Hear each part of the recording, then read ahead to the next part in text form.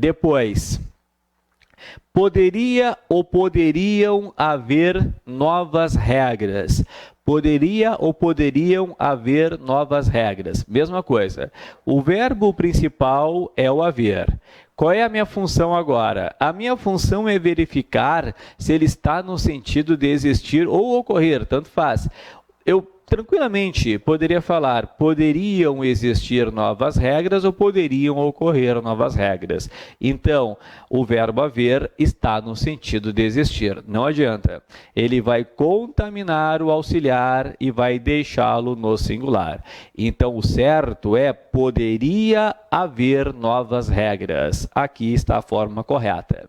Depois, há ou hão de existir jogos? Há ou hão de haver jogos? Há ou hão de existir jogos?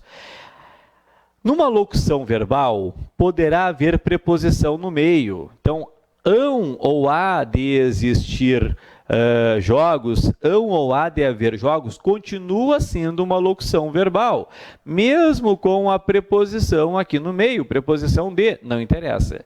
Se continua sendo uma locução verbal, eu tenho de continuar pensando da forma tradicional, ou seja, eu tenho de localizar o verbo principal. Na primeira frase é o haver. Há ou hão de haver jogos. Na segunda frase é o existir.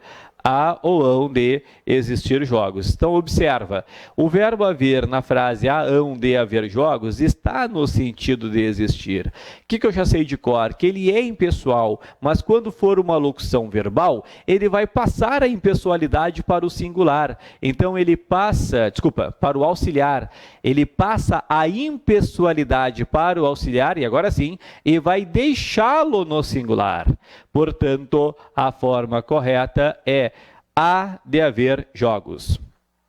Porém, na frase de baixo, o verbo principal é o verbo existir. E repetindo, o verbo existir é normal. O verbo existir tem sujeito. O sujeito aqui é jogos. O sujeito aqui é jogos. Bom, se ele tem sujeito que é jogos, o certo é hão de existir jogos. Está aí. Aí está a particularidade. Aí está o detalhe importante. Quem fica no singular é o verbo haver no sentido de existir. E, de novo, existir não.